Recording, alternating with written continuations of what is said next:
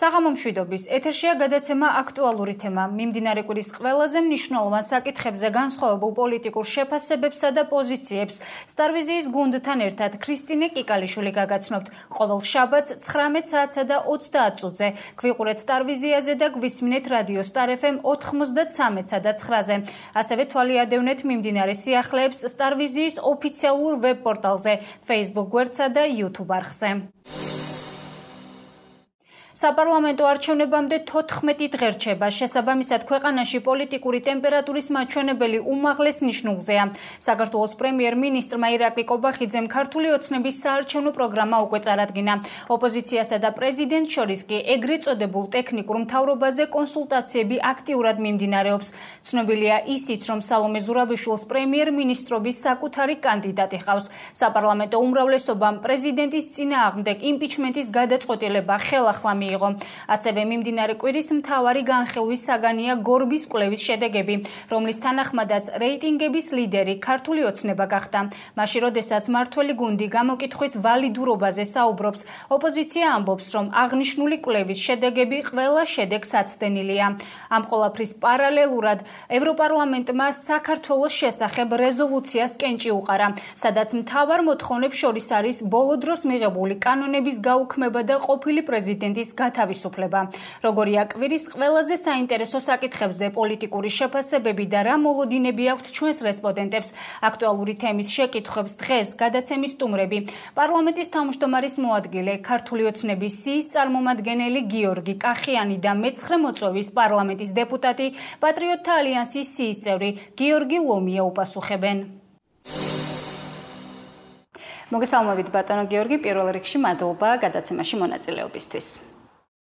მოგესალმებით, მეც პირიქით თქვენ მადლობა, რომ ინტერესდებით ესეთი პოლიტიკური თემებით, მით უმეტეს არჩევნების წინ ეს ყველაფერი ძალიან აქტუალური არის და მზად ვართ გიპასუხოთ კითხვებზე. საინტერესოა თქვენი შეფასება, როგორია ქვეყანაში წინასაარჩევნო გარემო? მე ვიტყოდი, რომ ეს წინასაარჩევნო პროცესი მიმდინარეობს უპრეცედენტოდ 7 გარემოში. ხო, აი ჩვენ რომ გავიხსენოთ ეს თქო წინაარჩევნები, რაღაც წინაარჩევნების დროსაც რაღაც გარკვეული ინციდენტები ხდებოდა. დღეს საბედნიეროდ ესეთ ინციდენტებს ჩვენ ესეთ ინციდენტები არ ხდება და საკმაოდ შვიდი გარემოა და მე მგონი ყველა დამეთანხმება ამაში, ხო? იმიტომ რომ რაც მთავარი არის უზრუნველყოფილი არის გამოხატვის თავისუფლება, არის სრული პლურალიზმი, მედია პლურალიზმი, ესე ოპოზიციური ჯგუფები სარგებლობენ მედია საშუალებებით, რომელიც მათ გააჩნიათ. ასე რომ მე ვიტყოდი, რომ არის კონკურენტული გარემო, რაც ძალიან მნიშვნელოვანი არის არჩევნებისთვის და იმედი მაქვს, რომ არჩევნებამდე რამოდენიმე 2 კვირა არის დარჩენილი, ხო, პრინციპში. ბევრიც აღარ დარჩა და დარწმუნებული ვარ, ყოველ შემთხვევაში ხელისუფლების მხრიდან ყველაფერი კეთდება, რომ ეს წინასაარჩევნო პერიოდმა აი ესე 7 ვითარებაში ჩაიაროს, ისე რომ ყველას კონდეს ესე ვთქვათ წინასაარჩევნო პროცესებში თანაბარი მონაწილეობის შესაძლებლობა. ირაკლი კობახიძემ რამდენიმე დღის წინ საარჩევნო პროგრამა წარადგინა, სადაც ისაუბრა ყველა სფეროსა და მთავარ პრიორიტეტებზე. თქვენი აზრით, პირადად თქვენ რა ძირითად პრიორიტეტებს გამოყოფთით? იცით, ალბათ ის რაც ძალიან მნიშვნელოვანი არის, პირველ რიგში რაც უნდა ითქვას. ეს არის ის, რომ ჩვენ ვართ ხელისუფლება, რომელმაც შეუძელით ამ ბოლო წლების განმავლობაში და მით უმეტეს იმ ვითარებაში, როდესაც საკმაოდ რთული ვითარება არის რეგიონში ზოგადად, ფაქტობრივად ყველა თვალსაზრისით, ამ ვითარებაში ჩვენ შეუძელით, რომ საქართველოში ყოფილიყო მშვიდობა და საქართველოში ჩვენ გვაქვს განვითარება ფაქტობრივად ყველა მიმართულებით. იქნება ეს ეკონომიკა, სოციალური გამოწვევები, ჯანდაცვის სფერო, სოფლის მეურნეობა თუ ასე შემდგომ. ეს რა თქმა უნდა არის პირველ რიგში ხაზგასაცმელი და მე ხედავ, რომ ამას მოსახლეობა აფასებს. მოსახლეობა ყველაფერს ამას ხედავს. გარდა ამისა, ცოტა ხნის წინ ჩვენ მქონდა ჩვენი ესე თქვათ პროგრამის პრეზენტაცია საქართველოს პრემიერ-მინისტრმა ბატონმა ირაკლი კობახიძემ ჩვენი პროგრამა წარადგინა მოსახლეობის წინაშე და ვისაც მართლაც უნდა რომ ასე ვთქვათ ობიექტური ანალიზი გააკეთოს, მე მგონი ყველა მიხვდებოდა თუ რაოდენ ესე ვთქვათ მასშტაბური არის ის საქმიანობა, რომელსაც ჩვენ განვახორციელებთ მომავალში. იქ საუბარი იყო იმ შედეგებზე, რომელიც უკვე გვაქვს და შედეგები კიდევ ერთხელ გამეორდები, რომ ყველა მიმართულებით არის ძალიან პოზიტიური. მაშინ, როდესაც ეკონომიკა არის სამჯერ გაზრდილი, მაშინ, როდესაც სიხარების მაჩვენებელი არის ორჯერ და კიდევ უფრო მეტად შემცირებული, უმუშევრობის მაჩვენებელი სამჯერ შემცირებული. ჩვენ, რა თქმა უნდა, ჩვენთვის ეს არ არის საკმარისი. ეს, როდესაც ამ შემცირებაზე ვსაუბრობთ, რა თქმა უნდა, ვედრებით იმ პერიოდს, იმ მომენტს, როდესაც ქართული ოცნება მოვიდა ხელისუფლებაში, ხო, 2012 წელთან შედარებით, მაგრამ ჩვენი ამოცანა არის, რომ კიდევ უფრო წინ წავიდეთ, კიდევ უფრო წინ ვცვა. საერთოდ სიხარების მაჩვენებელი 2028 წლისთვის ჩვენი პროგრამის მიხედვით 4%-ს არ უნდა აღემატებოდეს. ასე რომ, რა თქმა უნდა, საუბარი არის ბიუჯეტის გაზრდაზე და ეს გაზრდილი ბიუჯეტი გულისხმობს რას? გაზრდილი ბიუჯეტი გულისხმობს ეკონომიკის განვითარებას, მოსახლეობის სოციალური მდგომარეობის გაუმჯობესებას და ასე შემდგომ. რა თქმა უნდა, ეს პროგრამა არის მართლა ძალიან საინტერესო, საზოგადოებისთვის ძალიან მნიშვნელოვანი და ემსახურება ჩვენი ქვეყნის განვითარებას. საკონსტიტუციო უმრავლესობის მოპოვების შემთხვევაში რა იქნება ქართული ოცნების მთავარი მიზანი? ეხლა ჩვენ არაერთხელ განვაცხადეთ და საზოგადოებისთვის ცნობილი არის, რომ ჩვენ ვართ, ანუ ჩვენი მიზანი არის სწორედ საკონსტიტუციო უმრავლესობით გამარჯვება. მე მგონი ყველა ხვდება, რომ ქართული ოცნება ამ არჩევნებში გაიმარჯვებს. ეს ძალიან კარგად ესმით მათ შორის ოპოზიციის წარმომადგენლებსაც. მაგრამ მხოლოდ გამარჯვება არ არის ჩვენი მიზანი. ჩვენ გვინდა საკონსტიტუციო უმრავლესობა ავიღოთ, იმიტომ რომ საკონსტიტუციო უმრავლესობით ძალიან მნიშვნელოვანი საკითხების კონსტიტუციურად დარეგულირებას ვფიქრობთ ჩვენ. მაგალითად, ჩვენ თქვენ იცით, რომ ჩვენ მივიღეთ ოჯახური ღირებულებებისა და ბავშვთა ინტერესების დაცვის შესახებ კანონი. კანონი, რომელსაც ოპოზიცია მხარს არ უჭერს. მხარს არ უჭერს, ანუ ეს რას ნიშნავს, რომ ფაქტობრივად ისინი მხარს უჭერენ, თქვათ LGBT პროპაგანდას ბავშვებში და ასე შემდგომ, ხო? რა თქმა უნდა, ყველაფერს ამას თავისი ახსნაც აქვს, რატომ ხდება ეს მათი მხრიდან. მაგრამ ჩვენი მიზანი არის, რომ ეს კონსტიტუციურად გამტკიცდეს. ანუ ის პრინციპები, რომელიც ამ კანონში არის ჩადებული, ეს პრინციპები კონსტიტუციაში უნდა აისახოს და ამას რა თქმა უნდა ჭირდება კონსტიტუციური უმრავლესობა. ასევე ჩვენ გვინდა ცვლილებები განვახორციელოთ მართლმადიდებლურ ეკლესიასთან მარეგულირებელ ნორმაშიც ასევე. კიდევ უფრო ესე ვთქვათ თანამედროვეებისთვის კონსტიტუციურ დონეზეც კი კონსტიტუციის ესე ვთქვათ ჩარჩოებშიც კი კიდევ უფრო მეტად თვალსაჩინო გახდეს თუ რაოდენ დიდი როლი აქვს მართლმადიდებლურ ეკლესიას ჩვენს ყოველდღიურ ცხოვრებაში. ასევე, როდესაც კონსტიტუციურ უმრავლესობაზე საუბრობდით, საუბარი არის იმაზე, რომ სამწუხაროდ მთელი ამ ხნის განმავლობაში ოპოზიციაში ნაციონალური მოძრაობის სახით ეს არის რადიკალური ჯგუფი, რომელიც დღემდე მხოლოდ ესე ვთქვათ ქვეყნისთვის პრობლემების შექმნით არის დაკავებული. თითქოს მათ ინტერესში არ არის ქვეყნის განვითარება, ქვეყნის წინსვლა, არამედ ვიწრო პარტიული ინტერესი მათთვის აღემატება ყველაფერს და ამ ინტერესს ისინი მზად არიან შესწირონ ყველაფერი. თუ გავიხსენებთ, ასე ვთქვათ, წინაპირობასაც და იმ პერიოდს, როდესაც ეს ძალა ხელისუფლებაში იყო, ეს არის ის პერიოდი, როდესაც ბევრი მავნებლობა ჩაიდინეს მათ ქვეყნის წინაშე. ამიტომ, რა თქმა უნდა, საუბარი არის იმაზეც, რომ ეს არის ძალა, რომლის საქმიანობაც არაკონსტიტუციურადაც უნდა გამოცხადდეს. და, რა თქმა უნდა, კონსტიტუციური უმრავლესობა, როდესაც ჩვენ საზოგადოების წინაშე ესეთ გზავნილებს ვაჟღერებთ, კონსტიტუციური უმრავლესობა, რა თქმა უნდა, ერთი მხრივ მათ შორის მხარდაჭერა არის იმ იდეის, რაზეც ჩვენ ვსაუბრობთ, ხო, იმიტომ რომ ეს არის ძალა, რომელმაც თავის დროზე ქვეყანას უღალატა და მართლა ძალიან ბევრი პრობლემა და უბედურება მოუტანა ამ ქვეყანას. რა თქმა უნდა, ყველაფერს ამას თავისი წესი, თავისი პროცედურა აქვს, თუ როგორ შეიძლება მოხდეს ამა თუ იმ პოლიტიკური პარტიის არაკონსტიტუციურად გამოცხადება, რა თქმა უნდა, საკონსტიტუციო სასამართლოს თავისი მნიშვნელოვანი როლი აქვს და ესეც რა თქმა უნდა საკმაოდ სენსიტიური საკითხია, თუმცა კონსტიტუციური უმრავლესობა რა თქმა უნდა კიდევ ერთხელ იქნება მოქალაქეების მხრიდანაც დასტური იმისა, რომ ისინიც ამ მოსაზრებას იზიარებენ და მართლაც უყურებენ ამ პოლიტიკურ ძალას როგორც მავნებელ ძალას. რომ შევაჯამოთ წინასაარჩევნო კამპანიის ამბები, რატომ უნდა დაგიჭიროთ მოქალაქეებმა მხარი ქართულ ოცნებას?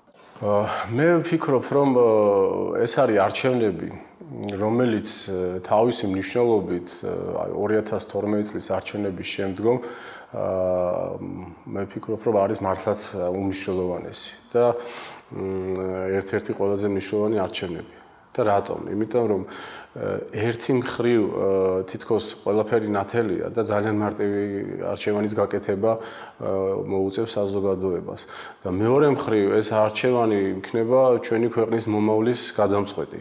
იმიტომ რომ არჩევანი არის ესეთი, რომ ერთი მხრივ არის ძალა, რომელმაც ქვეყანას მოუტანა მშვიდობა, განვითარება და მეორე მხრივ არის ძალა, რომლის ხელისუფლებაში მოbrunების შემთხვევაში გარდაუვალი არის ძალიან მძიმე შედეგები ჩვენი ქვეყნისთვის და ეს მძიმე შედეგები რა შეიძლება იყოს ეს შეგვიძლია ამის პროგნოზირებაც არ იქნება რთული.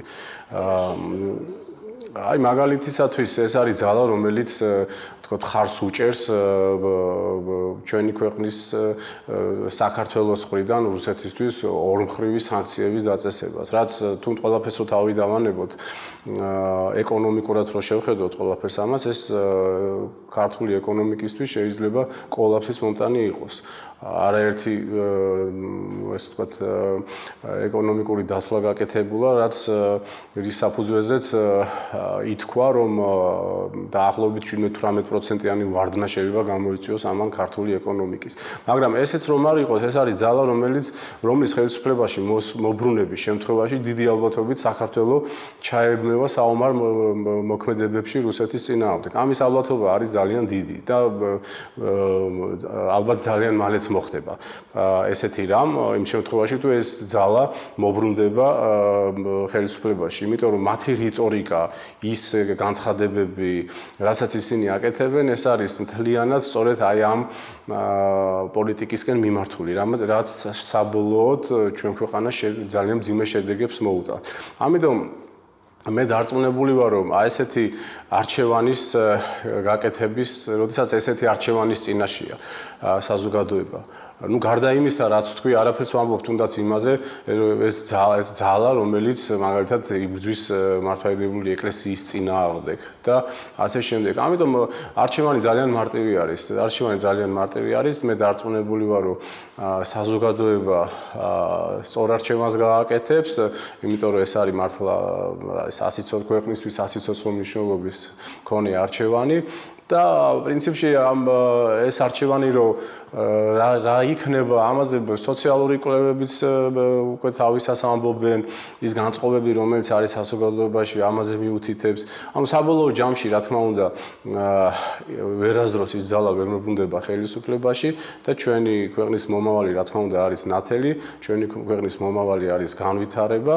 და ეს მოხდება მართლაც ღირსებით, კეთილდღეობით და ჩვენი გზა არის, რა თქმა უნდა, ევროპული ის პოლიტიკა, რომელიც საგარეო მიმართულებით ჩვენ ქონდა, რა თქმა უნდა, ჩვეულებრივად გაგრძელდება და საქართველოს მალე გახდება ევროკავშირის წევრი სახელმწიფოც.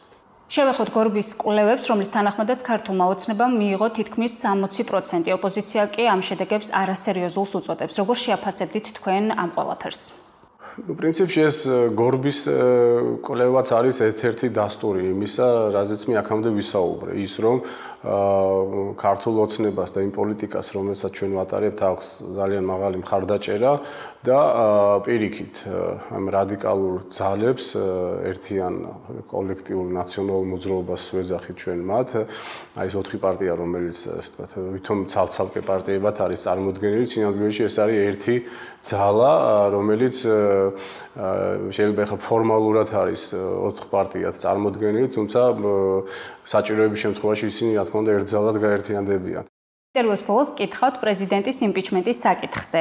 რა აუცილებლობამ განაპირობა პროცედურის და საკითხის მეორედ დაყენება და აქვს თუ არა მას სამართლებრივი და პოლიტიკური მნიშვნელობა? რაც შეეხება ამ საკითხის ხელახლა დაყენებას, მე ვიტყოდი რომ რა თქმა უნდა ამას პოლიტიკური მხარეც აქვს და სამართლებრივიც. სამართლებრივი რა არის? სამართლებრივი არის ის, რომ ჩვენ ხედავთ ერთ რამეს, რომ პრეზიდენტი არ ღვევს კონსტიტუციას. იგი მისი უფლებამოსილებების ფარგლებში არაერთ უფლებამოსილებას არ ღვევს და კონსტიტუციის დარღვევა გაცდა მხოლოდ იმ მასშტაბებს, რაც მაგალითად საკონსტიტუციო სასამართლომ თქვა. კიდევ უფრო შორს წავიდა პრეზიდენტი და ფაქტურად მისი უფლებამოსილების ფარგლებში სხვა უფლებამოსილებებიც არის, რომლებიც ასევე არის დარღვეული და ვალდებულებები პრეზიდენტის. ყველაფერს ამას რა თქმა უნდა აქ სამართლებრივი თვალსაზრისითაც მაშინ როდესაც პრეზიდენტი უნდა იყოს პირველ რიგში გარანტი კონსტიტუციის დაცულობის, თვითონ არის ის თანამდებობის პირი, რომელიც არ ღვევს კონსტიტუციას. ამიტომ ამას აუცილებლად რეაგირება უნდა მოყოლოდა და რეაგირება იქნება სწორედ ის, რომ ჩვენ ეხავე განვაცხადეთ, რომ იმ შემთხვევაში თუ მომდევნო მოწვევის პარლამენტში ქართულ ოცნებას საზოგადოების მხრიდან ექნება მაღალი მხარდაჭერა და პრეზიდენტის იმპიჩმენტის საკითხს ჭირდება 100 მანდატი, სულ ცოტა 100 მანდატი, ხო? ჩვენ რა თქმა უნდა მივიღებთ შესაბამის გადაწყვეტილებასაც. აქამდე ინიცირებული მოხდება კონსტიტუციური წარდგინება საკონსტიტუციო სასამართლოში და სასამართლოს დასკვნა რაც იქნება გასაგებია, იმიტომ რომ ფაქტურად სასამართლოს მოუწევს გამეორება იმ დასკვნისა გარკვეული თვალსაზრისით, რაც მან უკვე გააკეთა და ბუნებრივია ჩვენც მივიღებთ შესაბამის გადაწყვეტილებას. ანუ პოლიტიკური თვალსაზრისითაც ეს პოლიტიკური თვალსაზრისითაც რა თქმა უნდა ყველამ უნდა იცოდეს, რომ კონსტიტუციის დარღვევა არავის ეპატიება. სამართლებრივად კი ეს იქნება პრეზიდენტი, რომელიც იმპიჩმენტის წესით იქნება თანამდებობიდან გადაყენებული და არა პრეზიდენტი, რომელსაც უფლებამოსილების ვადა ამოეწურა და თქვათ ამიტომ შეუწყდა უფლებამოსილება. ძალიან დიდი მადლობა საინტერესო ინტერვიუსთვის. მადლობა თქვენ. მოგესალმებით ბატონო გიორგი, პირველ რიგში მადლობა გადაცემაში მონაწილეობისთვის. მოგესალმებით, მადლობა დაპატიჟებისთვის თქვენს გადაცემაში. როგორ მიმდინარეობს პატრიოტთა ალიანსის წინასაარჩევნო კამპანია? პატრიოტთა ალიანსი, თქვენიც რო პატრიოტთა ალიანსის გარშემო გაერთიანდა ძალიან ბევრი პოლიტიკური პარტიაც, ასევე არასამთავრობო ორგანიზაცია და ეხლა მიმდინარეობს ამ დიდი გაერთიანების შეხვედრები, როგორც თბილისში, ასევე საქართველოს მასშტაბით. ხვდებით ამ მომრჩეველს ვესაუბრებით, ვაცნობთ ჩვენს პროგრამას, ეხლა დაბეჭდილია დაახლოებით 200,000 გაზეთი, რომელიც ასევე რიგდება ამ მომრჩეველში, სადაც წერია ჩვენი სამომავლო გეგმების შესახებ, როგორც ეკონომიკური განვითარების კუთხით, ასევე სოციალური და ასე შემდეგ. რა არის ის ძირითადი პრობლემები, რაზეც მოსახლეობა თქვენთან შეხვედრისას ამახვილებს ყურადღებას? ძირითადად ეს არის სოციალური პრობლემები. ჩვენ უფრო მეტად გვესაუბრებიან როგორც პენსიების სიმცირეზე, ასევე ვეტერანებს აქვს ძალიან ბევრი პრობლემა. ამ სოციალურ პრობლემებზე მიდევს ძირითადად საუბარი და რა თქმა უნდა, რაც მთავარია, ის დანაპირების არ შესრულება, რომელიც იყო დაპირებული ოცნების მხრიდან 12 წლის წინ და ამ 12 წლის განმავლობაში არ შესრულდა არც ერთი მათი დანაპირები და ხალხი უბრალოდ ინტერესდება ჩვენ იმ შემთხვევაში თუ ჩვენ აღმოჩნდებით უმრავლესობაში და მოვალთ ხელისუფლებაში, ამ შემთხვევაში ჩვენ შევასრულებთ თუ არა ჩვენს დანაპირებს, მაგრამ ამაზე ყოველთვის ვპასუხობთ, რომ ჩვენი შექმნიდან, დაარსებიდან დღემდე არასოდეს ისეთი დანაპირები არ მიგვეცია ხალხისთვის, დაპირება არ მიგვეცია ხალხისთვის, რაც შემდგომში არ შეგვისრულებიათ. ჩვენ ვერ შევასრულებთ დანაპირებს მხოლოდ იმ შემთხვევაში, თუ კი ეს არ არის თქვა ჩვენი კომპეტენცია. ანუ თუ არა ვართ ხელისუფლებაში, იმას ვერ გავაკეთებთ, რაც მხოლოდ ხელისუფლების გასაკეთებელია და ასე შემდეგ. ამიტომ ვერავინ ვერ გვეტყვის და ვერავინ ვერ იტყვის, რომ ჩვენი არსებობის მანძილზე, ანუ პარტიის არსებობის მანძილზე, პარტიამ ოდესმე ისეთი დაპირება გააკეთა, რაც შემდგომში ვერ შეასრულა. ამიტომ ჩვენ ვეუბნებით ხალხს, რომ აუცილებლად თუ კი ჩვენ აღმოჩნდებით ხელისუფლებაში, ყველა ის დანაპირები, რასაც ჩვენ პირდებით ხალხს, იქნება შესრულებული. თქვენი საარჩევნო პროგრამიდან რა ძირითად პრიორიტეტებს გამოყოფდით? პირველ რიგში, როგორც გითხარით, ეს არის სიმართლე. ანუ ჩვენ ხალხს სწორია სიმართლე უკვე თვითონ საარჩევნო კამპანიები, რომელიც ტარდება საქართველოში სხვადასხვა პარტიის მხრიდან, იმ თავიდანვე არის ტყუილზე ან ისეთ პრობლემებზე აგებული, რომელიც დღეს იმდენად მნიშვნელოვანი არ არის ჩვეულებრივი ადამიანისთვის, არამედ მნიშვნელოვანი არის მხოლოდ და მხოლოდ, ასე ვთქვათ, საგარეო პოლიტიკის კუთხით. ანუ ჩვენ ყოველთვის ვსაუბრობთ იმაზე, რომ ჩვენ არა პოლიტიკური პარტიები ძირითადად ჩვენს გარდა, რა თქმა უნდა, ჩვენს გარდა, პოლიტიკური პარტიები საუბრობენ ძირითადად იმაზე, რომ მათ აქვთ ამ პროდასავლური ვექტორი, დღეს ოცნება საუბრობს რაღაც პრორუსულ ვექტორზე, ასრულებს რაღაც კონკრეტულ დაკვეთებს და ასე შემდეგ და ასე შემდეგ და ყველას ავიწყდება ჩვეულებრივი აბივატელის, ასე ჩვეულებრივი მოქალაქის ძირითადი პრობლემები. ეს არის სოციალური არსებობს ქვეყანაში სოციალური ფენა, რომლის საარსებო მინიმუმი იმაზე დაბალია, ვიდრე დაარსებულია ხელისუფლების მიერ. ანუ თქვენ უნდა გესმოდეთ, რომ ძალიან ბევრი ბავშვი დღეს დილით რომ დგება, ვერ ჭამს ისეთ პროდუქტს, რომელიც მას მისცემს იმდენ ვიტამინს, რომ ორგანიზმმა გაიზარდოს ნორმალურად, რომ არ დაავადდეს შემდგომში. ჩვენ ვსაუბრობთ იმაზე, რომ ძალიან ბევრი ოჯახი რო იღვიზებს ოჯახის უფროსი, დედა იქნება, თქვა, შეიძლება მარტოხელა დედა ბავშვებთან ერთად, ან თუნდაც სრულფასოვანი ოჯახი და ოჯახის უფროსი ფიქრობს იმაზე, როგორ იშოვოს დღევანდელი საარსებო ის მინიმუმი, უკვე ფულზე არ მაქვს საუბარი, ელემენტარულ კვებაზე მაქვს საუბარი. ან ხვალ რა ვაჭამო შვილებს, ბავშვებს სკოლაში როგორ გაუშვა, რა მივცე, ანუ მაგ საშუალება თუ არა რომ გაუშვა ბავშვი სკოლაში და ზოგიერთ მე იმასაც გეტყვით, რომ ძალიან ბევრი ბავშვი დღეს არ სწავლობს ზუსტად ამ პრობლემებიდან გამომდინარე. აი ეს სოციალური ფენა საერთოდ უნდა მოისპოს. მოისპოს ახლა ლიკვიდაციაზე არ მაქვს საუბარი, გესმით თქვენ, ხო? უნდა მოისპოს სახელმწიფომ ეს ფენა უნდა მოსპოს, როგორც პრინციპული ეს უნდა იყოს სახელმწიფოსთვის პრინციპული მიდგომა, რომ ნორმალურ სახელმწიფოში 21 საუკუნეში ასეთი ფენა არ უნდა არსებობდეს. ანუ როდესაც ჩვენ საუბრობთ დღეს, რომ ძალიან ბევრ ოჯახს სოციალურად დაუცველ ოჯახს, მაგალითად 500-1000 ოჯახმა მიიღო შემწეობა. ეს რას ნიშნავს? ეს იმას ნიშნავს, რომ სახელმწიფო ეხმარება.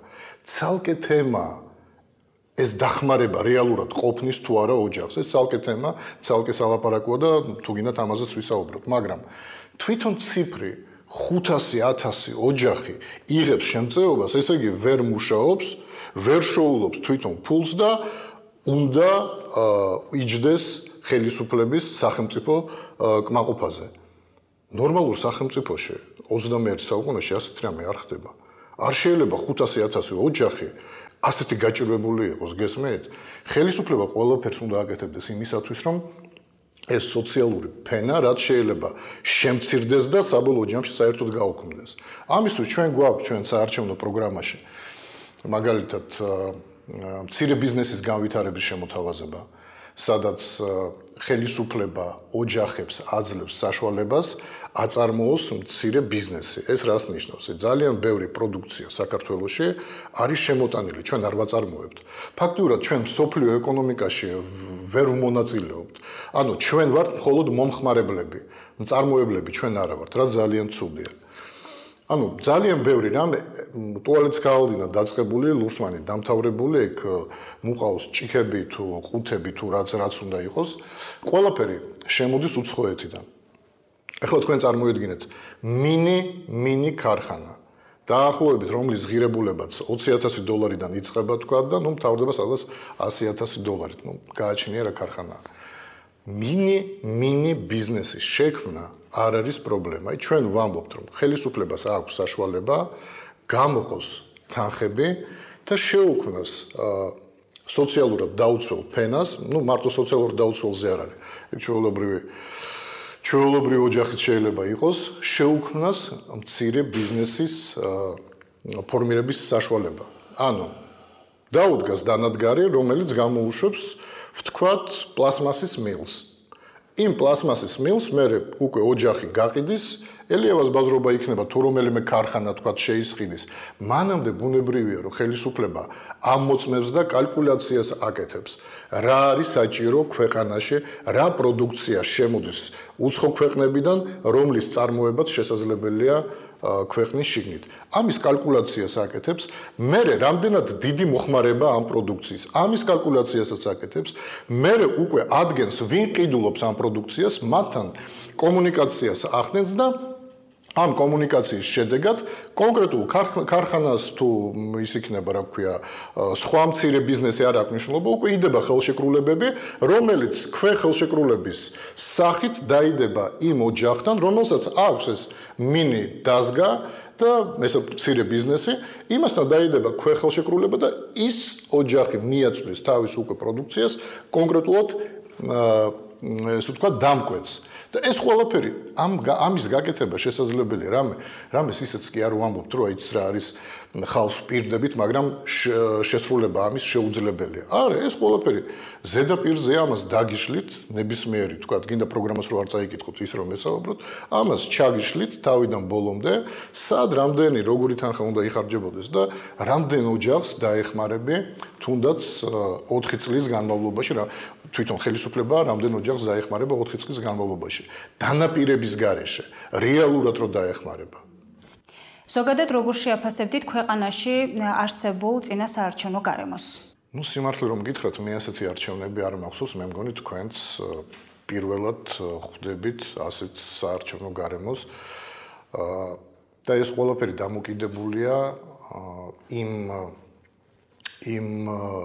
წინააღმდეგობასთან რომელიც აქ ხელისუფლებას დასავლეთთან ჩვენ კარგად ვიცით რომ დასავლეთმა ფაქტიურად თითი დაუქნია ხელისუფლებას და უთხრა რომ თუ შენ დაიწერ იმ პროცენტს რომელიც შენ არ გეკუთვნის და ჩვენ ვიცით რომ გუშინ გამოქვეყნდა გორბის კვლევები სადაც და გორბი ვინ არის გორბი არის ხელისუფლების ორგანიზაცია ყველამ კარგად ვიცით კვლევის მიხედვით მათ აქვთ 59 და 8 თუ 5 ხო 59 და 5 ანუ 60% რასაც ამბობენ ხოლმე ხო ჩვენ ყველას კარგად გვესმის რომ ეს არის შეუძლებელი ვინაიდან 2020 წელს პარტიამ აიღო 48% და პირდაპირ შემიძლია ვთქვა რომ იმდენი მაგინებელი ამ პარტიის რამდენიც მათ ყავთ დღეს არ ყავდათ 2020 წელს და 2020 წელს საპარლამენტო არჩევნებზე